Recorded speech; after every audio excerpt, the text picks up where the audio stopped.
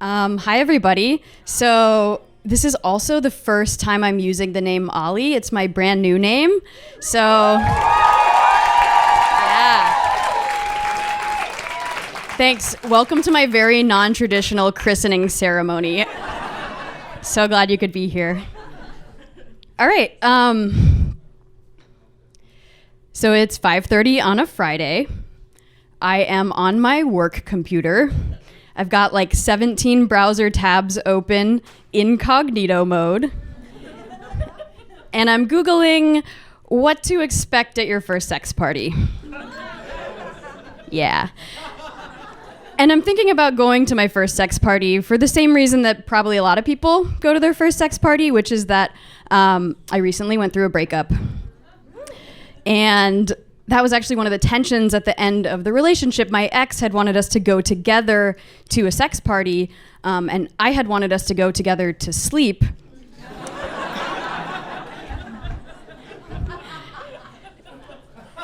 And there were some other complications in there too. One of them is that I am transgender. So if you're looking at me and you're like trying to do the mental calculation, the easy way to say it is I used to be a lesbian, and now I'm trying to figure out whether or not I'm a gay man. And luckily in this beautiful city of New York, there's a party just for people like me who are trying to figure this out. This particular party, it's usually a gay man sex party, but this night it's open to the trans community. So it's like when there's ladies' night, except this is like people who formerly identified as ladies' night. And so, yeah, that might sound a little niche, but actually there are a lot of things going on in the trans community. We've got support groups, there's like a boxing class. On this particular night, I'm deciding between going to the sex party and going to the Friday night transgender Bible study group.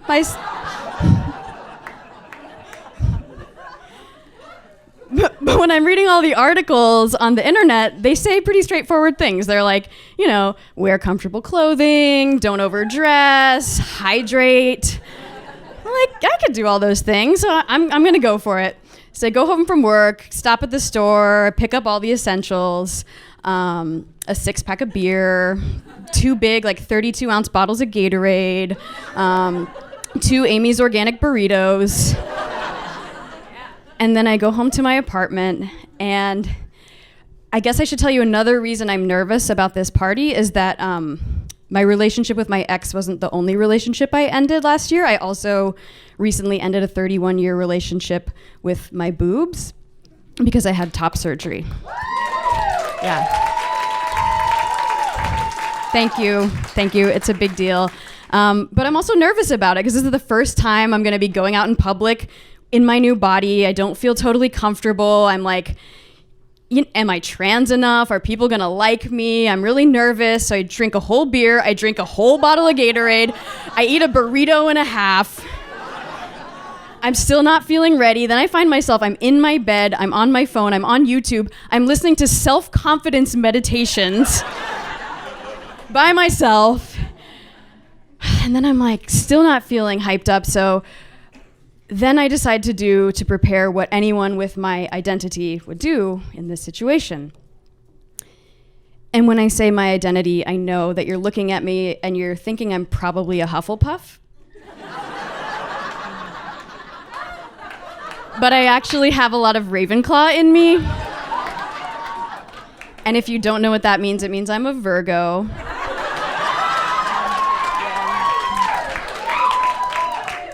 And if you don't know what that means you're straight.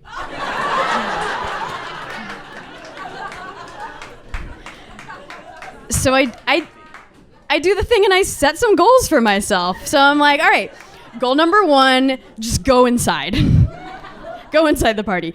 Goal number 2 is to try to stay till 1 a.m. It's like 11, so it's a feature-length film, which I think is respectable. Goal number 3 is to make out with somebody. That's not even my reach goal. I do have a reach goal that's important when you're setting goals. My reach goal that's aspirational is to take off my shirt if I feel comfortable. So now I got my goals. I'm feeling pumped. I get in the lift. I go to the party. I go downstairs. It smells like mildew. So walking into a sex party, it's like walking into a party where you feel really, really awkward. So it's like walking into a party. And I go in, and the first thing I see, it's this forest of like hairy backs of these tall gay men, and they're wearing nothing but harnesses, and their dicks are swinging everywhere. And my first thought is like, fuck, I'm overdressed. But I already hit goal number 1. I already made it inside, so I keep going, and I see somebody I know, and this person actually was in a gender group that I facilitated 2 years ago when he was a closeted, shy, young lesbian, and now he's like very confident strutting around wearing nothing but a harness. I didn't get the dress code memo, and I'm like, fuck, he lapped me. Like, I'm way behind. And I also, I came out as gay pretty late in life, and that's called tardy to the party. And so now I'm like finding myself, I'm coming out in my 30s as trans. All these things are happening. I feel like, the magician when they have a scarf, like a rainbow scarf in their hands, and you're pulling it out and it just keeps coming out and coming out and coming out and coming out, and you like don't know when it's gonna end. That's how I feel about my life. I just keep coming out.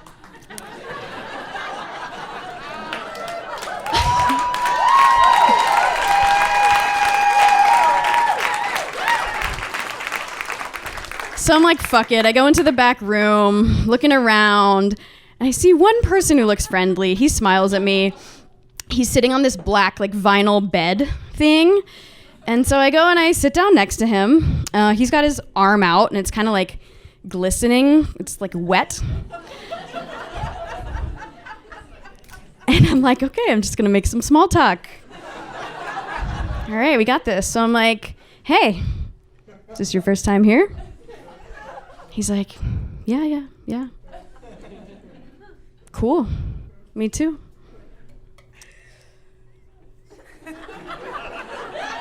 Are you having a good time? He's like, yeah. I just fisted somebody. I'm like, oh, cool.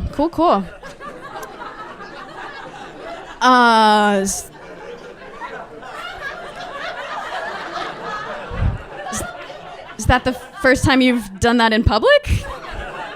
He's like, yeah. It's like, oh, cool.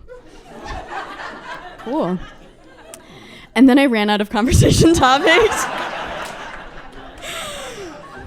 But luckily, the person he'd been fisting came back then and just sits down next to me. And so they start like going at it over here. And then this other couple by then has come in and they're sitting on my other side and they are also hooking up. And so I'm just sitting in the middle, twiddling my thumbs. I'm like, not really sure what to do with my eyes. But then shortly after, somebody else comes into the room who's like 19 years old. He's got fresh scars from surgery still. I can see them under his medical tape, and he's wearing a kind of like comically long dildo. And he comes up to me and he's talking to the people next to me, leans over me, and his dildo kind of like flops over my... You ever been on the subway and you're like holding on to the pole? And somebody else comes and they put their hand on the pole and they kind of like brush up against it. They're like, oh my gosh, I'm so sorry. He kind of did that. He's like, oh my gosh, I'm so sorry. Let me move that out of the way. He like flops the dildo off of me. But then we have this moment of eye contact and he's like, hey, actually, would you want to make out? And I was like, I'm thinking in my head about my goals. This seems like a great opportunity. So I'm like, hang on one second. I take off my shirt. Literally take off my shirt. I start making out with this kid. I'm not supposed to say kid. This 19-year-old. I start making out with him. At first I'm like, I can't believe I'm doing this, but then I get into it and it's fun. And so we're just making out. I'm like in the zone. I've zoomed in on him, that thing where the rest of the background kind of blurs out and you're just focused on this one person. And I was like thinking to myself, this is what it's about, right? Like all of the hype, all of the black lights, all this stuff we do, all these safe spaces we try to construct, it's for this moment right here of human connection. And I'm here and I'm connecting with this person. I'm feeling accepted by my community. I feel wanted. And, you know, I'm making out with a 19-year-old and he's got a 12-inch dick and I'm okay with that. I feel great about that, actually. And I'm feeling this sense of connection. And all of a sudden, I feel the bubble burst. And I feel like somebody's staring at me. And I look at the entrance of the room, and watching me, just walking in, is my ex. And she's with somebody. Looks like a carbon copy of the person she dated before me. And my heart drops, and the first thing I feel is overwhelming guilt. I'm like, oh my God. I need to leave. I need to leave. I need to leave. I'm so guilty. I haven't seen her since the breakup. This is the first time I'm seeing her. I jump up, I run over there, and I'm like, oh my God, I'm so sorry. How much did you see? I saw. I'm gonna leave. I'm gonna leave. She's like, no, you don't have to leave. And I'm like, Jesus, I can't believe you're here. It's like so soon after the breakup. And I'm like, I can't believe you're here. You're on a date. It's not a date. It looks like a date. It's not a date. She's like, well, if you don't want to, you don't have to leave. But if you don't want to see anything else, you should probably leave this room. And I was like, whoa, I'm going to leave. So I storm off into the front room, and I'm like huffing to myself. I'm like, she told me I have to. I belong here. I belong here. This is my party. This is my space. And I'm kind of fuming, feeling my feelings. And I sit down on this bench by myself in the front room, this curtained off area. And then suddenly somebody pops his head through the curtain. It's this very handsome gay man. And he says, rough night, huh? I'm Steve. Can I come in? Sure, Steve. Steve comes in, sits down next to me. I'm like, yeah, listen, I just ran into my ex. He's like, oh man, which one's your ex? I'm like, she's wearing a purple lacy thing. Don't worry about it, Steve. How's your night? He's like, I'm having a rough night too. I came too early. I was like, oh, what time did you get here?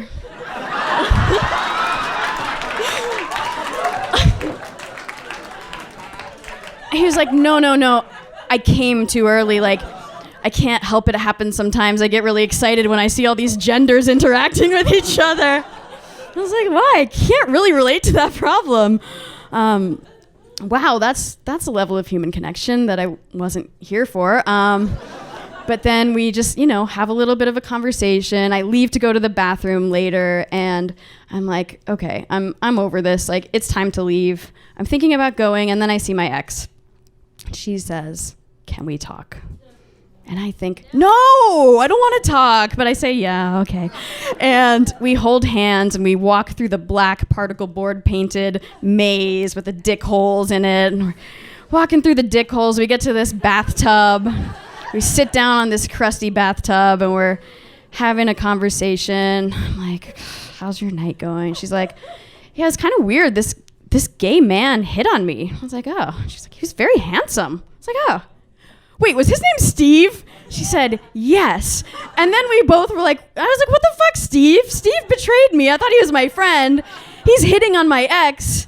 So we laugh about Steve a little bit, and then we kind of look around and we're like, where even are we? How did we get here? It's like cut this tension now because of Steve. And she goes, I'm sorry about before. I was like, yeah, me too. She goes, I think I was just hurt. And I was hurt because it seems like you're okay. And that's hard to watch. And I thought, yeah, I am okay. I just kind of sat there for a little while. Her head was like rested on mine. We were sitting on the bathtub, and I was like, do you want to see my nipples? She was like, yeah. So I showed her my nipples, and I was thinking, at first I thought I was going to be really mortified to see her, but actually I was really happy she was there to witness But then I looked down at my Fitbit, and it was 1 a.m., and I was like, I gotta get the fuck out of here. I've just hit my last goal. I call a Lyft.